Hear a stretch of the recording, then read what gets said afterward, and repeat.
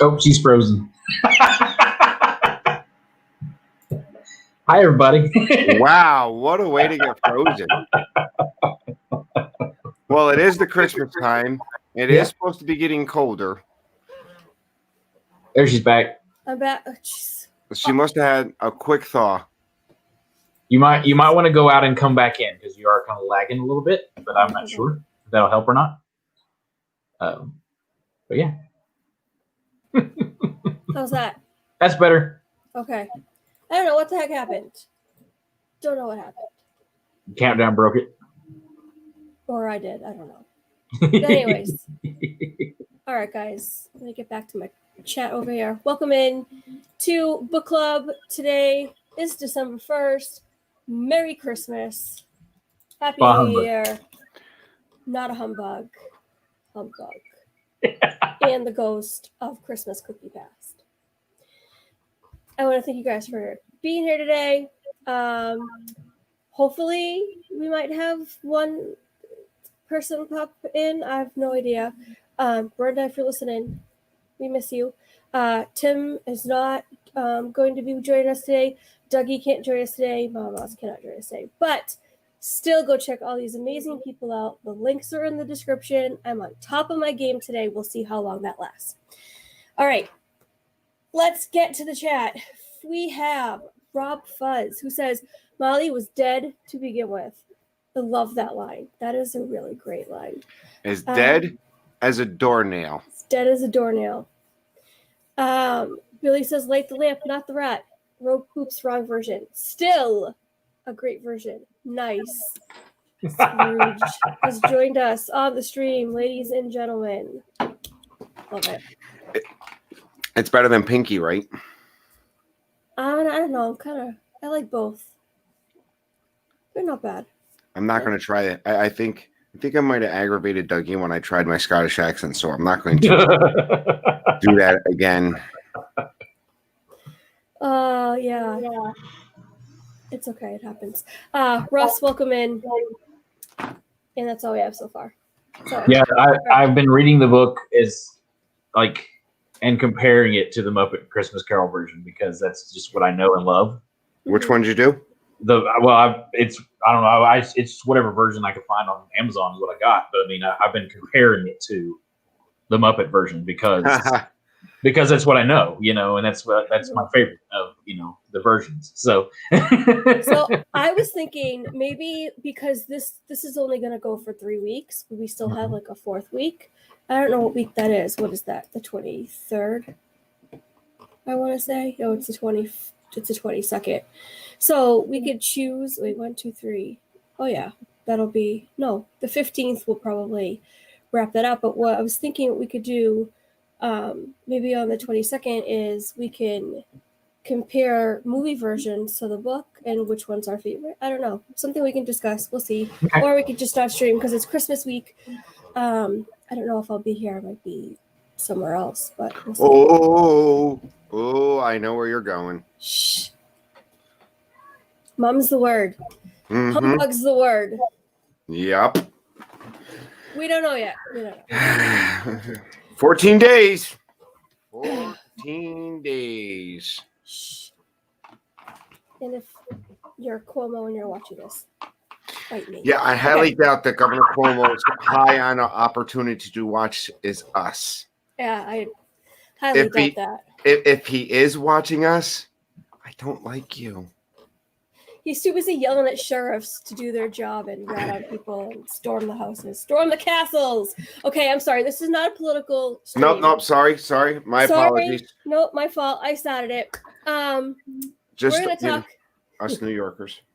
Yeah, I know. We're gonna talk a Christmas story. Carol. Oh, I keep doing that. Well, A Christmas Story is a book. There is a book that's out there. Technically, really? You try out. A Christmas Story is technically a bunch of short stories into one movie. Oh. So there is a book that's out there. That's A Christmas Story is based off of a bunch of short stories from this one guy.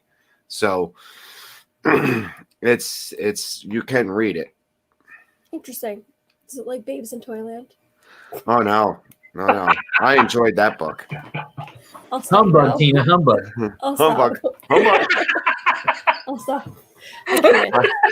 Hi, Rhonda. How are you? I just Hey, can't. Rhonda. So my chat is frozen. I see no. Oh, there she is. Okay. I'm always delayed more than you guys. I hate it. Oh, that's right. Well, Because you got the chat popped out. Exactly. I always pop out the chat for YouTube because it's so much quicker. All right. Popping out the chat.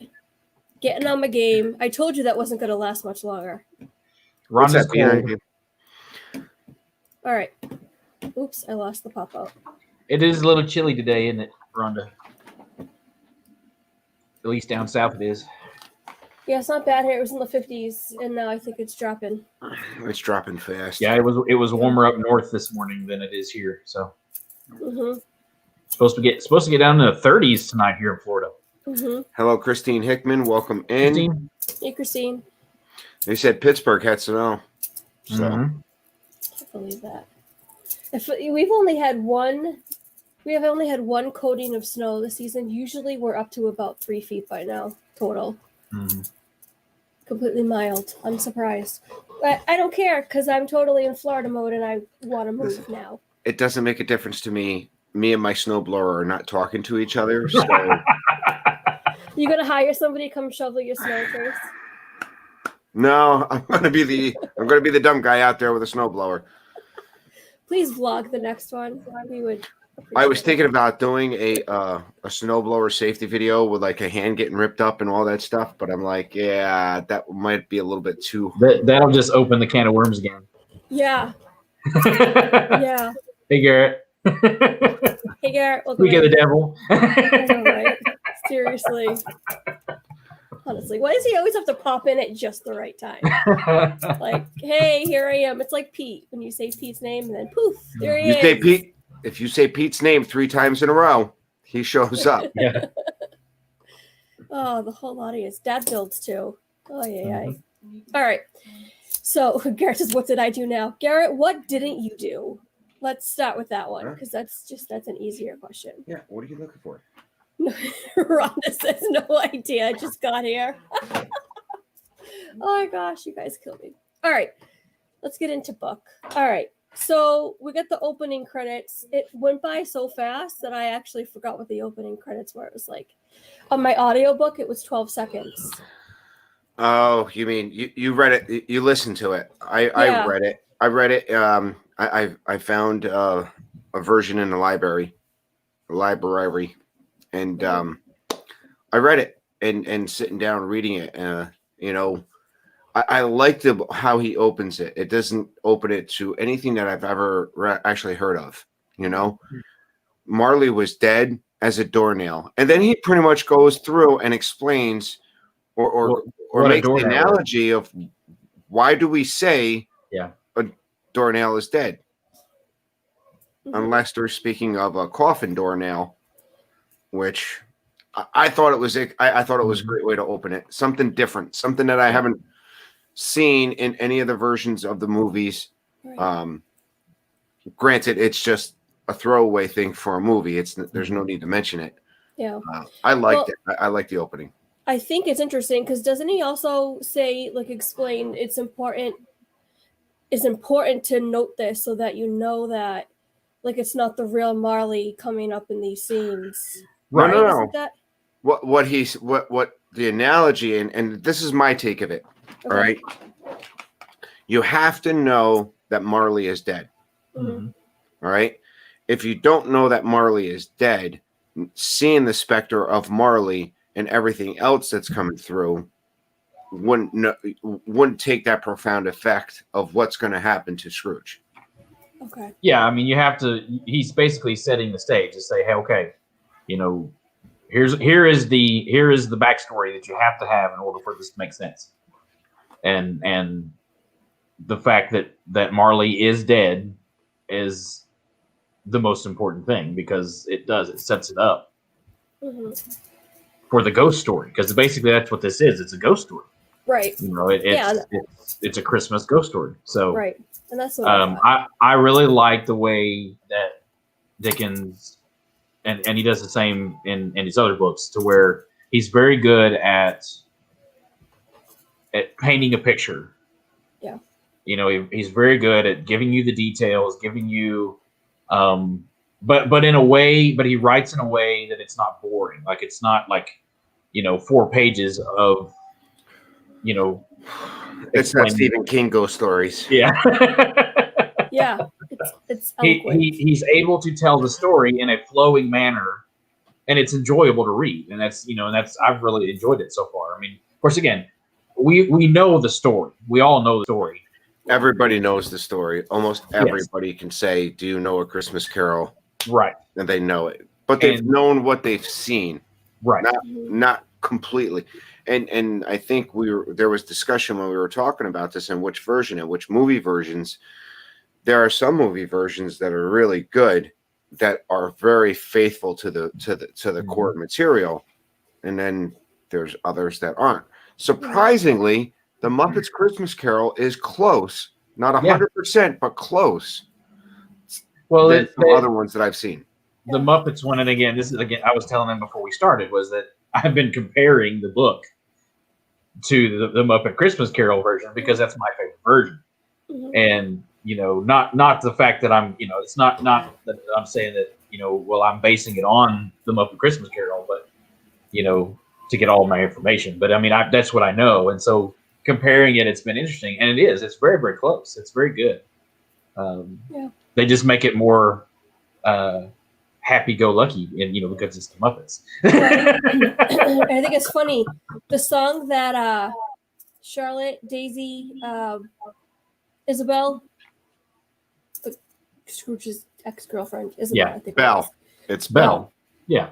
So like Beauty and the Beast, Belle. Right. Mm-hmm. So the song that she sings in the Muppet Christmas Carol, they cut out on Disney Plus. Yeah. And everyone's like up in arms about it, and I'm like, well, thank God, I hated that song. It got cut, and again, we're getting off topic, but it got cut. It got cut when they put it on VHS because it wouldn't fit.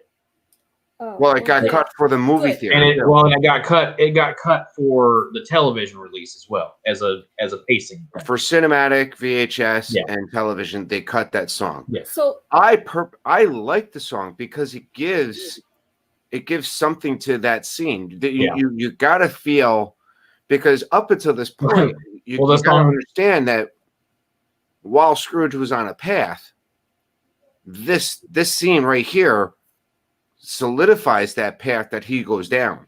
Right. That's the way I see it. The song is called "The Love Is Gone," and I mean that's what it is. The love is gone. Yeah.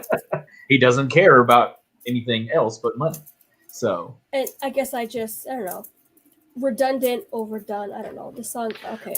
It made me cry. Okay. The song goes. Okay. The song does come back at the end of that movie. It does. Yes, like a little. Was it called like the prelude or something? Well, they reprise. They do the reprise. Listen to me like I know what I'm talking about. Yeah. It's the love to back to where the love is found. Yeah. So. Yeah, I need a shade for that one now. And I totally lost. So back to the beginning. Thank you. All right. So dead as a doornail. Marley's dead, and we know that Scrooge and Marley was not mourned by anybody but one. And he really didn't even mourn that much. Right. So, and Scrooge only mourned the fact that he lost a very good person of business, not a good friend. Yeah. Yeah. So you could. I like the fact that he talks about the fact that he even got a discount for the funeral. Yeah. Yeah. So I like and he's living in the guy's house. So yeah, I was going to mention that. He's living in his house. What also I liked about this was you get a good character description of Scrooge. You don't get that in the movies. You get a nice hardcore description of he's cold. Yeah. He doesn't care about the cold because he is cold. Yeah. That's why, like, when you're watching it, you're like, the guy's a human. Why wouldn't he be like throw an extra piece of coal on the fire? I mean, just for himself at least. I could see him just telling his clerk, no, you're not getting anything extra. But even for himself, he's cold, and he doesn't mind the cold. He loves it. Yeah, he's gotten used to it, and yeah. 'Cause he's- Again, I go back to Muppet Christmas Carol, where it's the song, it's and they are describing him in the song, that Scrooge is getting worse, Yep. I like that one. I love that, the opening of that. Yeah. Oh, gosh. But anyway, Mr. Humbug. yeah, Yeah, I love how the book sets up the characters that come in. You got the people that are looking for money for the poor. You got his nephew that comes in, and then you got the caroler that's outside. That which you don't see in a lot of the movies. That Right. I mean, I know we can kind of we could do that last week, or we won't. But I think what really works for this book club is that we're going to compare it to the movies because we've seen a lot of these movies. right. Hey, Amy. I mean, other than A Christmas Carol or the Muppets, I haven't seen the caroler, going through, and I don't even think Scrooge has opened his door. I guess the kid's singing through the keyhole. the keyhole, Yeah. he's singing outside the door, yeah. The other version that I often revert to is the one with George C. Scott. Okay. From 80. See, I don't know that I've seen that one, but I'm not sure. It's from the 80s. It's absolutely one of my favorites. I forget what year it came out. But that was another good version too. I have that on DVD and I watch it a lot. But that one and the Muppets is I really like. And I don't know if I've seen, I can't remember other adaptations at least. I'm sure I've seen others, but I like the Patrick Stewart version. It's more of the stage play. Yeah, I haven't seen that one either. All right. Anyways, back to book. We'll do that after. Sorry, I'm totally throwing us off. Well, he's even much more cold to the nephew than I'm used to. In the book. Yeah. I mean, it's just like he totally hates his nephew. Yep. And we don't know why yet. At the beginning, but I mean, I don't really think you find out why he hates Fred or why he dislikes Fred, other than the fact that he got married. Yeah. And maybe that would be the opposite. That's what really, here Scrooge never got that marriage and never got that love. Obviously, he loved money more than Belle, but here Fred is who actually did find love and fell in love. Well, here's the other thing that I thought interesting. You mentioned Fred. He's not named in the book. Like he just calls him his nephew, and then same with the clerk. Like his name's not Bob. As far as in my version, it wasn't. He's called the clerk. I think we get that as we go along because it could be. I think when you go to the next chapter, I think when you get to the Coast of Christmas Present, that's where it's named because the book that I read actually has a character briefing at the beginning that would tell you who all the characters are in the show or in the book. So I want to go back to real quick the why he hates him so much. And I don't know where I picked up this theory, if I had read it or if I had, if they put it into one of the movies, I don't know. But I think you can look at it too as because he was so much like Scrooge's sister because he was her son. And the sister is gone. So maybe it reminds him of his sister. I mean, he did love Fran. I mean, right. Obviously, how bad was Scrooge's father? I mean, it's just weird. I know. Well, and then even because there's again, and this is getting into the second chapter. Yeah, I know. We see her, and she comes and tells him that he's better now, and that he's I don't know, happier or whatever, and willing to bring him home. But I don't know if maybe she's a little bit. But misunderstanding as to what's really going on. But I also have to look at it as, for me, I think you got to go back and put it in the time it's set, and the time it's set and the time it's written. Mm-hmm. Us today, if we're looking at today's age and today, we're self-makers. We make our own lot in life. If we choose to put our mind to it and our work ethic to it, we can better our situation.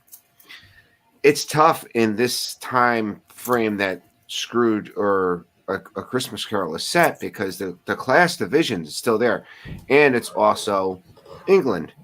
Mm-hmm. In the United Kingdom has a different system altogether. When you talk about their government, you have Parliament, which is a House of Commons and a House of Lords. So there's always that whole, and I got the same thing with reading Sherlock. There's certain classes that really don't get outside of each of that zone. Yeah. But in today's day and age, when we look back at it, we don't understand it with how we are today, because we could try to better ourselves in class. Mm-hmm. Whether we succeed or not, it's a different story. It's tough in this time frame to get outside of that class that you were born into. Well, and I'm thinking that he wrote it because it was December of 1843 was when the book was written, correct? Yeah. I believe that's what it is. And I'm thinking that he wrote it as it was like happening that day at that time. So he was writing it, as its current time, but then here are these characters that have, that live in this section of, live in this part of London. And, so he's writing what he knows, I think. And then that's in my opinion. Also, going back to why he kind of hates his nephew is, I think he reminds him of himself a little bit, because he didn't get married. He didn't, doesn't have the happy life that his nephew does. And so in a way he's comparing somewhat maybe, but I don't know. It just in the book, he just like, good day, sir. Good day, sir. He just wants him out. He just get out of my face. So, but yeah. Welcome in, Jeffrey. Hey, Jeffrey. But yeah, I mean, you got the nephew, you got the charity man, and then you've got his clerk. I mean, and even the caroler. It's just that cold is what Dickens is really getting to. Right. Is both internally and externally, because it's freezing outside, but then it's also even colder in Scrooge's heart. I mean, it's just right. That's kind of the theme I get for the first chapter. And then he's comparative to all the movies, yes, Cratchit asked for the next day off, and it's pretty much the same kind of. And it was kind of interesting to me too that Scrooge initiated that conversation. Correct. In the book, yes, Scrooge initiates it, and he pretty much says, "I suppose you wanted the day off tomorrow."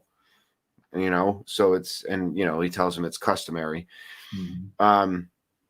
I think, and I haven't done my history research, and then this is what I failed to do was, there was at one point in time even in England that Christmas wasn't as celebrated as it was, it is today. Mm-hmm. I mean, even back when this book was written, it was being celebrated, but it wasn't as a big of a fair as it is today. Yeah. I mean, I don't know. I would think it would be, because at that time it was still much a church holiday, more so than the commercial holiday that it is now. So I don't know, and the traditions are way different. But again, you're going back to your class system as to where, the more rich people would have been able to, to do that or to celebrate more because they have the money, whereas the poor people wouldn't, But again, it's just for different reasons, I would guess. I mean, I don't know. I'm like you. I don't know necessarily the history of it, but yeah, I would think that it would be more of a church holiday. So, well, I think in the past, going to it, when you look at it and you look at the history of how Christmas decided to be celebrated, the Roman Catholic Church pretty much adopted December 25th as Christmas, as Christ's birthday. Right. I think if you can ask any Christian, and I consider myself Christian, and I think Tina considers herself Christian, and I'm assuming you consider yourself Christian. Mm-hmm. Christian. Do I personally believe that Christ was born on December 25th? No, I don't think we know exactly when Christ was born. It was probably born. He was probably born more in a summer months than it was at the end of December. Mm-hmm.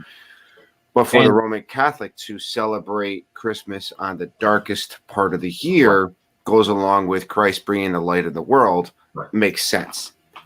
Well, and Ron even stated that that Christmas is technically a pagan holiday, which it kind of is. It's like Druid, or it's Druish or whatever. Like has to do with the seasons. Right. I mean, it takes place right after the winter solstice. The winter solstice being December 20th. I'll be right back. That's okay. So I'm trying to do it real quick and look. And I think I do remember seeing something where there was at a certain point it was a church holiday, so it wasn't a huge day off or what we're doing today. I mean, look at us today. Today we're celebrating well before Thanksgiving, which is an American holiday per se. But you look at it, we're doing Christmas a month long, and I'm assuming back in the time it was probably celebrated the day before, the day of, and the day after. Yeah. Because I think so. And that's where and our customs are different than the United Kingdom's customs, because they have another holiday which follows. I think it's called Boxing Day, which is right after Christmas Day. Yeah. So, which me and my brother, we had Boxing Day all the time. So. No, I know that. So I mean, even like when I lived in New Zealand, it was different for us because it's summertime in December there, and so it's switched. It's probably the longest day of the year. Well, kind of. Or closer to the longest day of the year. And so again, depending on where you are in the world, it's different. It's totally different. And again, now England at that time, it's still winter there, and so it is different. But I mean, it's the traditions are just different culturally wherever you go. So I don't know. we could go. Yeah, Ron is like, we could go down. Yeah. We totally went down a rabbit hole on there. I think Tina needs to be here to straighten us out. Well, that's kind of what we were waiting on. I think for Tina to get back to continue talking about. Sorry, my husband was late getting home. My kids were running all over the place, but he's home now. So we're kind of to where now we're going. Where Scrooge is going home. He's initiated the conversation Hold on. I have to say, my favorite part of this chapter. We're still in the first chapter, right? Mm-hmm. Yes. Favorite what? My favorite part of the first. Really? My favorite part of the first chapter is the description of the hustle and bustle of what's going on outside. Oh, yeah. Yes. I absolutely love that. I love that. For me is like, so I love the Charles Dickens villages. I have one on my bureau. I have one in my living room. I put them up every year. I absolutely love it. I'll be right back. Okay. That's the image that I want from this book to set the stage for what's going on in the village. Absolutely love it. So I just wanted to say it's my favorite part of it. Yeah, it's like I said. Well, like I said before. I mean, he does an excellent job of painting that picture as to what's going on, and again, he's hey Jeffrey. He knows, or he's describing basically like what he's looking out his window and seeing himself. He's it's just interesting to see that. Of course, the other description part is the fog that has begun to roll in, and it to me it paints a picture of like every old movie that I've ever seen of London, with the fog rolled in, and it's gloomy and scary and mysterious, and and you've got the dark buildings all like hovering over you, and it paints that picture as to, okay, well, this is going to get serious now. It's getting dark and spooky, and I love that. I absolutely love that. Yeah. But yeah, so he goes home, and this is where it starts to get strange.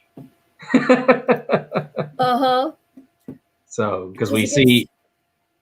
Oh, hold on! I want to point out something. Okay. Something that we don't get in the movies. at least that I've seen, is he doesn't go straight home. He goes and takes his lunch at a local tavern. Yeah, he has dinner at the tavern before going home. And other depictions I've seen is he's taken his dinner in his house. He's got like a bowl of something or whatever. Well, they mention in the chapter that he has like he eats his gruel or whatever. Okay, before so he goes to bed. He does that. I'm missing this fellow part. But again, yeah, they don't necessarily, they don't depict the whole tavern scene because it is just a quick thing in the book. It's it's super quick. But they do note that it is a tradition of his to go and have his dinner by himself in the tavern. So, oops, hold on, no, where so is welcome, everyone? guys.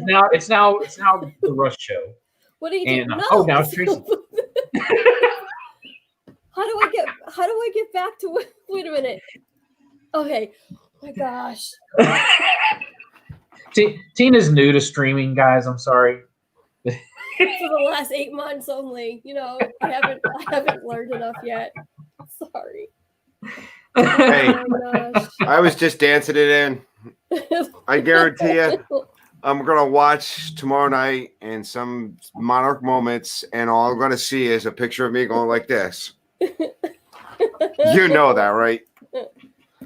Well, I tell you what. About it. In fact, if Garrett figures out how to do sound bites, we're done.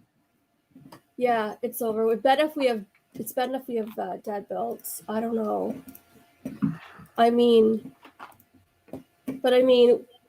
We also have this. Oh, dang it. Load. Okay. Hold on.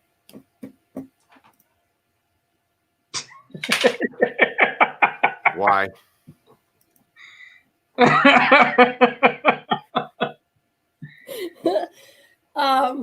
See, he needs that one right now for his Ghost of Cookie Past. See? Because he looks like a ghost in a cookie. Maybe that's why I did it.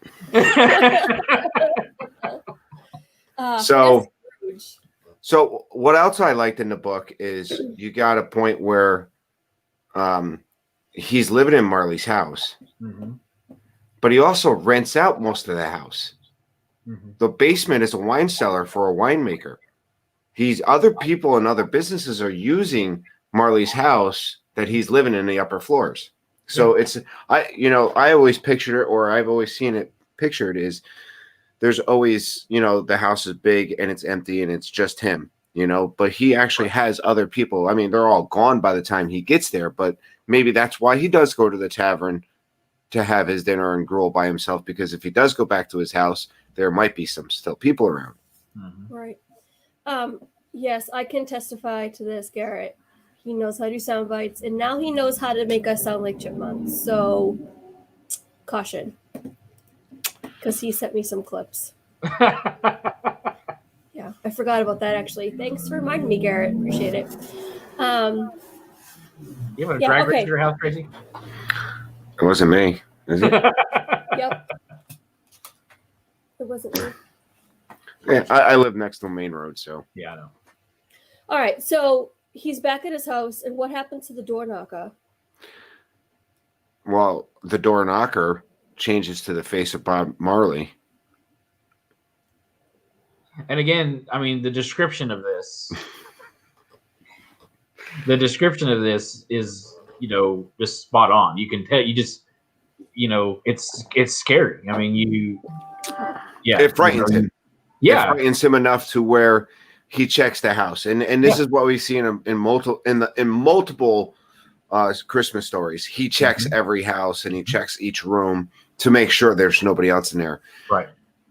But what we get in the book is he double locks the door that he's in his sleeping chamber. Which again, he does lock the door and. But do you really pick up that he double locks the door? We're right. No, it doesn't really, you don't ever really see that. He just, yeah.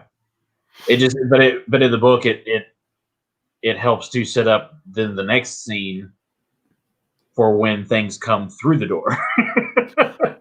Right. And in my version, the entrance of Bob Marley's ghost is actually on mute, hon. Yep, I got it.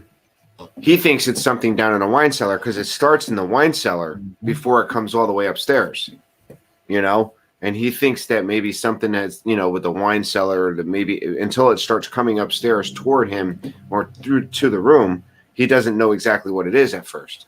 Mm-hmm. Granted, he's spooked by the door knocker, but again, he's trying to explain it to himself. Right. And even, you know, of course, I guess we're jumping now to where Marley is there. We have to because we're at 3:36. Yeah. And Well, one of the scenes, and again, going back to Muppets, where the bell rings, and they talk about how, you know, in the book that the bells are ringing. That's one of the freakiest scenes to me in the Muppets version. You know, and again, that picture is painted where all of a sudden these bells that have never been used in the house, you know, are going off since he's been there, are going off, and you know, there's no reason for them to. And I'm assuming what they're describing there is servants' bells. You know, when they were calling for a servant, they would ring the bell. Yes, and so they. I was gonna say go back to Downton Abbey. That's kind of that style. You know, it's Victorian era. You know, houses, these large houses that many rooms, and you know, so and then they even described the fireplace and the ornateness of the fireplace, and even how it's somewhat a little spooky because of things that are depicted on it. And the version I got, all the heads on that fireplace turn into Marley. Mm-hmm. How come there are different versions then? What's the original? How do you know what the original is? Yeah, see, I have one of the original. I think mine's an original print or a reprise print, but it's just it's probably closer to the original script. Maybe there are some versions that probably tone it down and make it easier. Or they might embellish a little or add a little thing here or there or something. I'm not sure, but yeah, I don't remember that in mine. But. So, if it's the unabridged version, does that mean it's the original? What does unabridged mean? I'm assuming. I don't know. Okay. But I think that's what I read. It's like when he take a look at the fireplace, all the heads have Marleys on them. So, I do remember that now. I do remember that. It's after he comes in that he's also seeing. He's basically seeing the face everywhere. Right. As once he because he can't get it out of his mind, and so it may or may not be that he's actually they actually are turning that way, but he's seeing that in his mind that everything is the face of Marley. I do remember that. So now we have Marley who shows up. Yep. Who takes a seat. Yep. In front of him. Only a couple of versions have I seen it where Marley actually sits down, unties the handkerchief, and his jaw drops. Yeah. And the whole idea is that when you're dying and decaying, that your jaw would will sag, so you're tying it up. Oh. They actually have where like the jaw falls off and everything. So. Oh. Okay, I'm not watching that version. Oh no, it's absolutely one of the most funny ones to watch. Yeah. It's definitely a good one. Well, they're saying they're getting lag, guys. I'm not sure. I mean, we're not. It's not on our end, but I don't know. But now guaranteed it's fixed. So it must have been YouTube, guys. Sorry. Refresh. Make sure your little cogs wheel is set to 720p. By the way, because I just did that on mine and it fixed it. YouTube's been weird lately. It downgrades the signal on everybody. Yeah. So because everybody's watching it, so. Yep. All right. So where are we? So we have Marley. He gives him the warning that, okay, this is what happens if you only focus on the money and not care about people and have love in your heart, or that kind of a thing. He's doomed. I'm sorry. Yeah, he's basically doomed. That if he continues down the path he's on, and he takes him, and this was different for me from the book, as he takes him to the window. Well, no, he actually doesn't take him to the window. He goes out the window. He stops him from coming close to the window. He does come to the window to see. So Marley is doomed to walk the earth because and now he's trying to atone for his sins against humanity by trying to help people, but he can't. So this is why when he does, I think I've seen this in one version of the movies where Scrooge actually goes to the window and sees all the other specters are roaming the earth at this time. And then he recognizes at least one person down there trying to help a woman and a daughter, which he cannot do because he's on a spiritual plane instead of the physical plane. I thought that was an interesting part of that. And I think I've seen it maybe once, and I can't remember which version of the movie I've seen that on. I thought that was a great addition or reading it. Well, because again, so many times we see it that, that Scrooge is kind of the only one who can see this stuff. And, that we don't ever really understand that, okay, well, this is actually going on everywhere. But right. For some reason, he is now able to see it, and so it just sets it up again. Danny. And it sets it up for the next chapter. Which is the Ghost of Christmas Past. Yeah. Or Cookie Past, if you guess. Hey, Danny. And the description of the Ghost of Christmas and the description of the Ghost of Christmas Past was kind of hard to visualize for me. Well, I kept thinking, and again, going back to my, Bible knowledge, it reminds me of descriptions of Revelation. It's like, okay, well, things it's just weird. It's hard to understand. It's almost like the ghost is in flux. Yeah. Because you see anything between an adult and a child in a child's body, but muscular arms, like muscular legs. And changing. Right. It's whatever a straight up phase. With whatever memory or whatever it's trying to show or something. Yeah, it is. And then it talks about that he's got this light that comes out of his head. And then he's got like an extinguisher cap, which for a candle. Right. And that he carries this around, but he's not necessarily supposed to have it, but because of the way Scrooge is, he has to have it because he's all the time extinguishing his own light or whatever, Scrooge. Well, the way I read it is Scrooge asked the Ghost of Christmas Present to tone down that light. And the Ghost of Christmas Past says, why should I have to turn on my light? I carry this extinguisher cap made from people of your caliber who wants to extinguish my light. Yeah, right. Yeah, and that's what I got it as to where basically it's something that puts his light out that keeps those memories from coming back, right, and from staying prevalent. So, what did you think, Tina? Where are we? The Ghost of Christmas Past. Oh, Tracy, you okay? I've had a kink in my neck all day. Ouch. You need a Theracane. The Theracane, it's one of those. It looks like a cane and it has knots protruding out of the side of it, and you can use it to press on the knots when you get a kink in your neck, and it's helpful. Anyways, it's right here. Local PSA. Yeah, it would get it out. I'll have Ken step on my neck or something. Oh, another cringe-worthy thing. Can't escape it. Oh, all right. So where were we? What part of the? So the Ghost of Christmas Past has just come into the room and. Okay. And I'm hiding under my sheets at this point. Because no thanks. All right, go ahead. And the description is that this ghost is in flux. Mm-hmm. You don't get a clear 100% picture. Interesting. Yeah, that's the way I read it. Maybe I was reading it wrong. No, I mean, I read it. In here, I wrote down in my note that he's a child, but also an old man. But he you see him as a child, like he's that size kind of, but he has the face of an old man, and then he's got his arms are constantly changing, and his legs and his feet, and there's multiples of them, and he's in phase, he's he's changing all the time. So but then he's like this white light, like an angel almost. To me, is what that kind of a thing. Mm-hmm.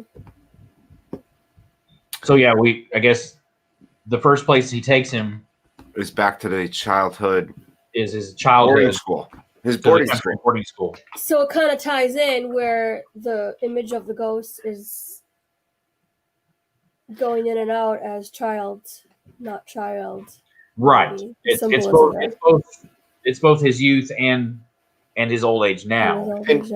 And maybe I'm messing up all kinds of versions, but didn't I read where Scrooge asked him, the ghost of Christmas past, are you the ghost of Christmas past? And the ghost, and I think I read this one, and I'm the ghost of your Christmas past, not Christmas past, right? Of his Christmas past, right? So that's where I feel like, you know, that's where I read to where the phasing, it's his memories that are constantly just flashing, right? In a way, or him. Or him himself, yeah. Right. His memories is manifested as the ghost of Christmas past. Mm-hmm. The ghost of his Christmas past. Mm-hmm. And so it tries to take him out the window, and he's like, I'm mortal. I'm going to fall. Mm-hmm. He's like, just hold on to me. Yeah. Let's go.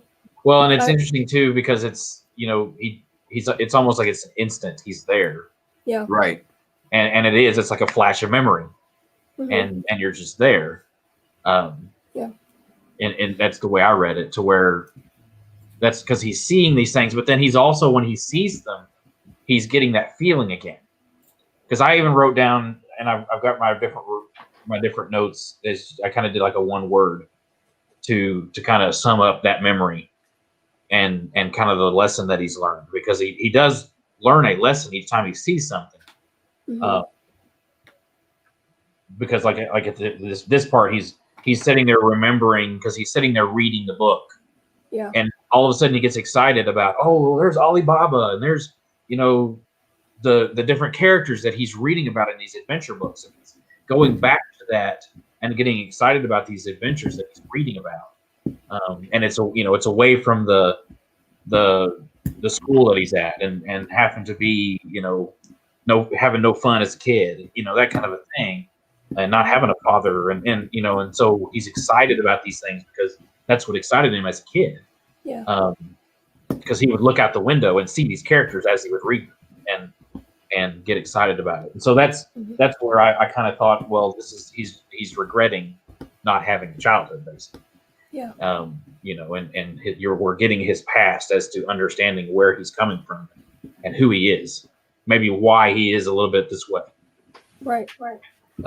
So the next part is we get to the next, and I'm only trying to move us along because we got about 10 minutes left. Yeah, I just saw the time. Yeah. So the next part of the version, you have Fran come in saying that his father's not as mean or as nasty as he was. But I'm assuming this is what Fran sees it as. But I think if you look at it, is maybe his father sent him off to business school or to boarding school to help him get better at life. Right. And now that he's come of age, he can come home to be an apprentice, because that's usually what happens. You go to school, you get to be apprentice, and you have to move up there. And so I think that's what it was. It was about time for Scrooge to come home and be an apprentice to where we find out is Fuzzywigs. Oh, that's how that works. Which I also kind of feel too, that he sent him off to boarding school because his mom died. Right. And this is just, you know, because he couldn't take care of him. Hey, and that's Chris. where I think Fran is like, well, he's getting better now because he's healing from his mom actually dying. Right. You know? Everybody on your guard. Hey, Dead Built. Welcome in, Chris. Yeah. But that's you kind can of always say if you don't do any sound bites. Where it's not necessarily that he had a bad upbringing. It was just that it was a lonely upbringing because of their station. Things had to be done the way they were, and that's why he did it. So, in my opinion, but yeah. But so that's pretty cool. You know, she's coming to bring him home, and then we get to Fuzzywigs, and Fuzzywigs. Billy told me to make sure I don't call it Fozzywigs. Yeah, but you definitely just said Fuzzywigs. Yeah, you did say Fuzzywigs. Fuzzywigs. And Fuzzywig knows how to throw a party. That thing went till 11 o'clock. Yeah. Mm-hmm. Right? And here, you know, here Scrooge doesn't care. Scrooge now remembers the enjoyment that he had at this Christmas party. Yeah. And what's different is some versions has him meeting Belle at Fozziwig instead of actually, just she's just somebody there. I like this. I mean, threw a great party. The wife, the friends, the family, they all came over. The neighbors, the close businessmen stayed till 11 o'clock and then pretty much said, hey, all right, kids, clean up. And they were staying underneath the register, I guess. They were sleeping in the shop. Him and his because they are apprentices. That's where they live. They basically live and work there and learn. So, because that was, I do know that history as far as if you were an apprentice, you basically became not necessarily a slave, but you basically come in and you do what your master tells you. Yeah. And you learn from that person. But now Fezziwig was a good master, and he took care of them. He cared about them. Right. And that was, whereas a lot of people, they didn't have a good master. It was just, you're there to work and they work you as a slave, and maybe pay you, kind of a thing. But yeah, they're basically that version of business school. But yeah, it's just the next step. It's secondary. It's secondary school. Yeah, it's apprenticeship, and again, this is another. Yeah, like you said, in other versions, they also have him to where he's, why are we having this party? Right. We should be working. We should be working today, not having this party. And it's not just the Muppets version at this. We've seen this in other versions. Yeah, there's other versions too, where he's starting to understand the business, and that's what he cares about more.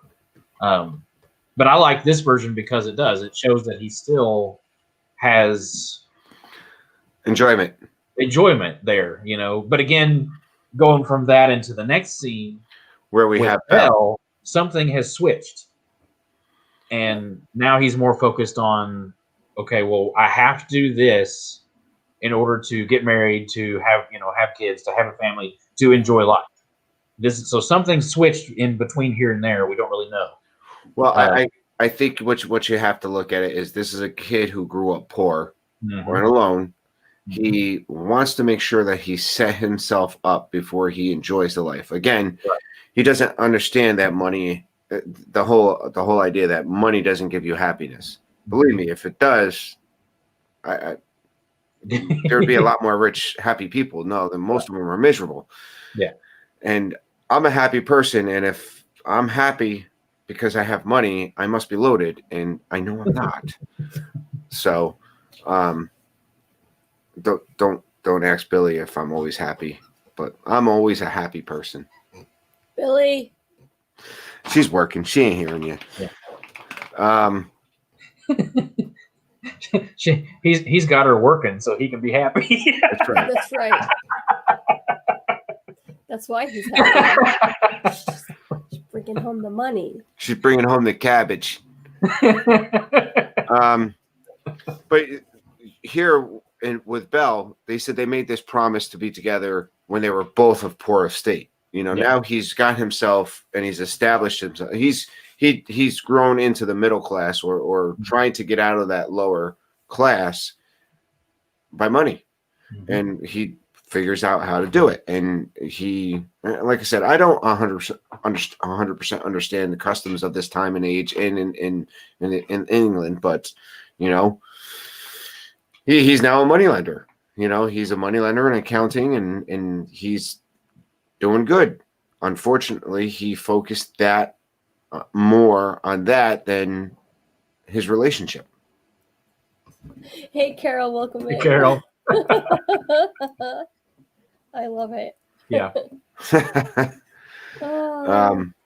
So, Garrett, don't encourage him.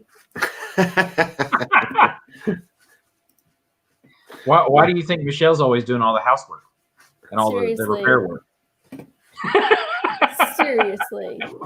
And all the cooking.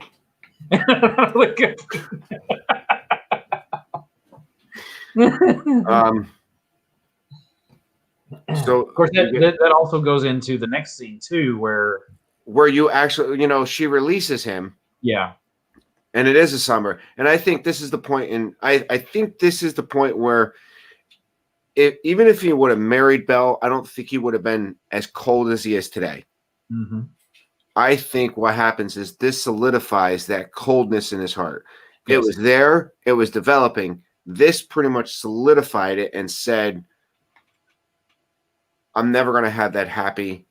And boom, he decides that money is what's going to make him happy. Yeah. And that's why he decides. And that's why he is like he is today. Now, looking back, I mean, I understand why they showed him this scene, because this next scene really is heavy on this scene, showing Scrooge, which are trying to change Scrooge, showing Scrooge what made him hard his heart. You know, it's throwing it back at him, but it's also kind of like this God also hurt that wounded soul to try to bring it. I mean, granted, I liked it. I mean, it gives that next scene of this book, huge. Which, well, and this is the word, you know, I put down, you know, this is his grief, and this is what has basically put him in this state that he's. I mean, he was heading there. This just kind of made it turn the lock, and made it sure.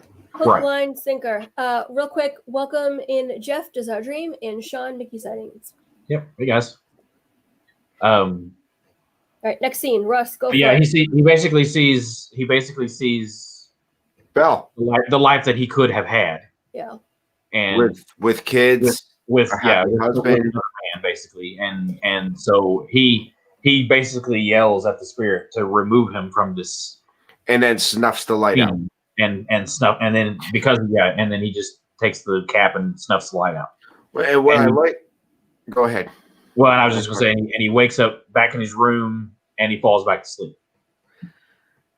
And what I mean, you don't see this a lot in the movies. You don't see this one scene, and I think it does a disservice. And I understand you have to drop something out to keep the time frame or whatever for a movie, but I think this is this was a good part of the book that shows you that, you know, Belle moved on. Belle had a happy life. He actually, you know, yes, he could have had something like this.